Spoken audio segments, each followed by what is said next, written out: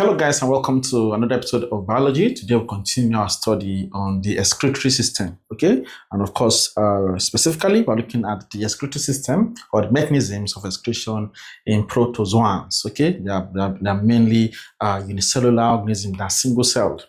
Okay, but before we do that, know that these tutorials, these episodes are brought to you by the O3 Schools JAMB CBT practice application. It is an award-winning application to pass your JAMB exam at once, all right? So if you have made a personal decision to pass your exam at once, please get the app immediately, download it from Play Store, download it from App Store, also for your iPhones and also for your MacBooks and for your laptops, okay? They are all available, okay? So you can message this number on WhatsApp 091-2151-5246 to download the application. The app has all the past questions you need, question search feature. There's a classroom with JAMB syllabus, study plan.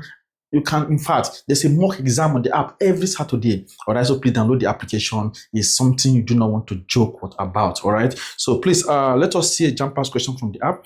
This is a 1994 question number 6. It says that in amoeba, osmoregulation is carried out by the A, say by the pseudopodium, B, say by the food vacuole, C, say the contractile vacuole, D, says the nucleus.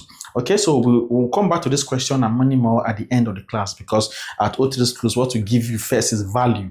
Okay, make we first teach you. After we don't teach you, answering question will be the simplest, will be the easiest thing for you. All right, so please come to the board. Let us talk about the excretory system in protozoans. Okay, so basically protozoans, like I said earlier, they are single celled. Okay, they are unicellular. All right, they are single celled organisms. All right, and of course they do not have specialized excretory systems or organs like higher animals. They do not have what to call specialized. Okay, they do not have specialized excretory system. Okay, like higher animals. All right. So how do they carry out simple processes like excretion and osmoregulation? They carry out this processes by simple processes like diffusion. Okay, by simple diffusion and some other organs. Okay. So now let us quickly see the mechanisms of excretion in protozoans. But before we do that, please ensure that you are liking this video. So many of you, I don't understand how you think. Okay, you watch a video like this, you don't like it, you don't share the video, you don't drop any comment. That is very, very bad. Okay, so look at our Facebook page, for example. We have not walked to 1,000 followers. All right, so please follow the page, like the video, subscribe to our YouTube channel. Wherever you're watching from, make sure you are liking and you are showing love. All right, so now let us go to the mechanisms. So say for protozoans, the main excretory mechanisms are, of course, number one is simple diffusion. All right. We say that the main excretory mechanisms are one, simple diffusion, and we say that waste materials like CO2, like water, CO2, H2O, excess water, and ammonia. Okay. NH3 is what? Is ammonia. All right, you should know that as a chemistry student, Abi. So, waste materials like what? Excess water, carbon dioxide, like water and ammonia, okay, pass directly through the cell membrane into the surrounding water. Okay, they pass directly through the cell membrane into the surrounding water. And why are protozoans able to do this? Protozoans are able to carry out expel these waste materials by simple diffusion because of their size. They are very, very small. Okay, they are very, very small. Protozoans, they are small. So waste materials can easily move out. They are They are small. So waste materials can easily move out. Without needing any special organ. Okay, protozoan, they are very, very small. Okay, so waste material can easily move out. Okay, without any special organ. Okay, so please take note of that. So simple diffusion is one of the mechanisms that protozoans, okay, use for what to expel what waste, okay, like carbon dioxide and ammonia. All right. So now, likewise, another mechanism they use is the contractile vacuole. Okay, the contractile vacuole are seen in amoeba, for example, amoeba, the one you call amoleba. Okay, for example, amoeba, all right, that's what the contractile vacuole, amoeba and paramecium. Okay, we say this is common. The contractile vacuole is common in freshwater protozoans. Freshwater, we also have marine water protozoans. In case you don't know, we have marine water protozoans also. Okay, please take note of that. So this is common for contractile vacuole. Is very common in freshwater protozoans. Marine water protozoans they lack the contractile vacuole. They lack the contractile vacuole. Also, we also have ones we call parasitic protozoans. Okay, they also lack They also lack the contractile vacuole. Okay, because those ones they live inside the host. So and water is controlled by the host. Okay, so that is that for that. So now for contractile vacuole, it is common in fresh water protozoans like amoeba and paramecium. Please take note of that. All right, these are exam questions. All right, this is why I try as much as possible to stress myself to go through this process. Okay, so this is common in freshwater protozoans like amoeba and paramecium. Okay, for contractile vacuole. Right. So what happens? Okay, the purpose of this contractile vacuole is to remove excess water. Okay, the purpose of the contractile vacuole is to remove excess water. Okay, this is the purpose of the contractile vacuole. Okay, the main purpose of contractile vacuole is to remove excess water, and also to prevent the cell from bursting. To prevent the cell from bursting. Okay, from bursting. Okay, because what happens after you are taking a lot of water, okay, it can just burst. Okay, it can just get busted. So the reason why the contractile vacuole is there is to expel, to remove excess water from the organism and prevent the cell from bursting. All right. So how does this happen basically? Okay, so water enters into the cell. First of all, okay, so as water enters into the cell, the contractile vacuole, it enters through osmosis. Please take note of that. Water enters into the cell through osmosis. Okay, and as water enters into the cell through osmosis, what happens to the contractile vacuole? Contractile vacuole collects this water. Okay, it collects this water and then it contracts. It contracts so that the water can be pushed out of the body through the cell membrane. Okay, please take note of that. All right, so the process is simple. The organism will take some water through osmosis. The contractile vacuole will contract and push the water out through the cell membrane. Please take note of that. All right, so let me cover that again. We'll talk about the first mechanism, simple diffusion.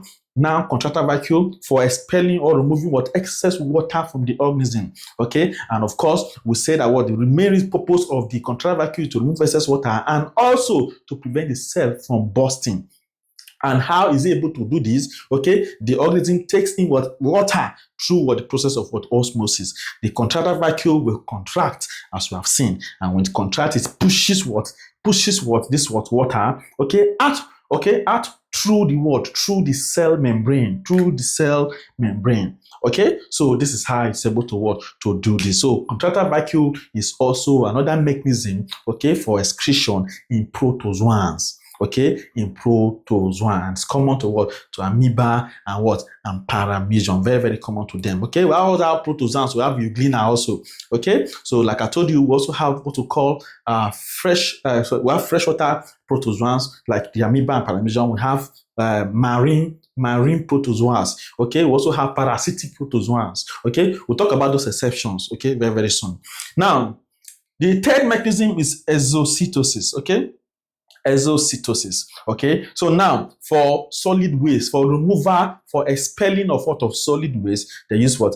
Exocytosis, okay, or exocytosis, okay, any way you want to call it, exocytosis, exocytosis, any way you prefer, okay. Please, for removing what solid waste like undigested food particles, okay, for removing solid waste like undigested food particles, protozoans use what? This what mechanism.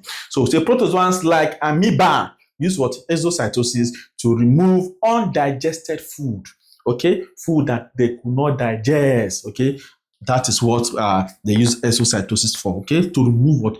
Undigested what? Food, to remove undigested food. Now, the leftover waste is packed into a small vesicle and expelled. Also, it is expelled, it is done through the cell membrane. Okay, this expelling, okay, this ejection is done what? Through what? The cell what? Membrane. Okay, please take note of that. So, exocytosis is used for removing solid waste. Protozoans like amoeba use this mechanism to remove undigested food, and then the leftover waste is what? Is packed into a small vesicle and expelled through the cell membrane. Okay, now I also told you that there are some exceptions to these. Okay, there are some protozoans who do not carry out or use these mechanisms. Okay, for example, we talk about the parasitic protozoan. Parasitic protozoans. Okay, examples of these parasitic protozoans are: number one, we have Plasmodium. Okay, this parasite is called malaria parasite, isn't it? Remember very well, it's called malaria parasite. Okay, and we also have a trypanosoma. Okay, number two, we have a trypanosoma. Okay, this trypanosoma is also called what now? Sleeping sickness parasite. Okay, so Plasmodium and what? Trypanosoma, okay, which are what? Which are parasitic protozoans. They are an exception to these. Okay, they do not have contractile vacuum. They lack what? The contractile vacuum. They do not have contractile vacuum. Please take note of that. Okay, parasitic protozoan like Plasmodium, this is called malaria parasite. Trypanosoma, called sleeping sickness parasite, they lack the contractile vacuum. Okay, this is because what? They live inside their host. All right, and of course, water balance is controlled by that same host. All right, water balance is controlled by the host, okay, in which what they are living in. All right, so they are an exception to this. Okay, they do not have what? Contractile vacuum. Okay, that is an exception to this protozoans using those mechanisms. Okay, so we also have one we call what? Marine protozoans. We also have marine protozoans, all right? For by marine, you know that what they're living in what? In water that is salty, okay, in salt water. Okay, so marine protozoans, they also lack the contractile vacuum. Okay, marine protozoans. Okay, they lack what? They also lack what? The contractile vacuum. They lack the contractile vacuum, and the reason why they lack the contractile vacuum is because their external environment is similar in salt concentration. Is similar. Their external environment, first of all, external environment,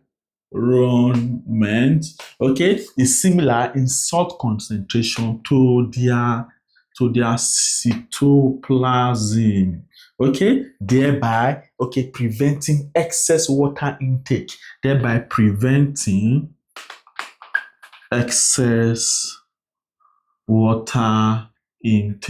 Okay, so they are also an exception. Marine protozoans, they do not also have the contractile vacuole. Okay, and we have said that the reason because the external environment is similar in salt concentration to their cytoplasm. Okay, thereby preventing excess water intake. Okay, and we also have examples of marine protozoans. Okay, an example is ministera, okay, foraminifera, okay, and also we also have one we call flagellate, okay, it's also called dinoflagellate, okay, this is also an example of a marine protozoa, okay, foraminifera, okay, also called forams. This is also called forams, right? It's not too so much popular, right? Okay, so these are examples of what of marine protozoa, all right? They also do not have what the contractile vacuole. So the parasitic protozoans lack the contractile vacuole, all right, and also the marine protozoa also lack the contractile vacuole, but basically, we consider three mechanisms. Okay, simple diffusion, whereby carbon dioxide and ammonia is what's expelled. Okay, all right, and also number two, we talk about the contractile vacuole. All right, then number three, exocytosis. All right, so now let us quickly go to the OT School JAMB app, answer some questions pertaining to excretion in protozoans, and we are out of here. So this is 1994 question number 6. It says that in amoeba, osmoregulation is carried out by the, okay, A says pseudopodium, B say food vacuole, C say contractile vacuole, D say nucleus, okay? Of course, osmoregulation, just to maintain internal water balance, all right? And of course, it's carried out by what? By the contractile vacuole, all right? So option C is very, very correct, all right? So now let us see another question, 2024, number 36. It says here that in which of the following groups of organisms does excretion takes place only by simple diffusion through the body surface? Okay, of course, already know that was the protozoans, all right, and of course, because of that, it should either be what? Amoeba, paramecium, and what? And euglena. So A say worms, toad, and amoeba, all right. Amoeba is correct there. All right, but we have other ones that is not part of it. So B say paramecium, grasshopper, and snake. Okay. C say toad, insect, and euglena. D says paramecium, amoeba, and euglena. Correct answer there is what is option D, paramecium, amoeba, and euglena. So there are so many other questions on the application that you see in the course of your study. So please ensure that what you finish them, match them. They become very easy for you because of this class. Please ensure you like the video, ensure you subscribe, okay? Ensure you are following us on all social media platforms. Okay, my name is Master T. I'm the commander of the O3 Schools Army. I'll see you in the next class. Thank you for watching.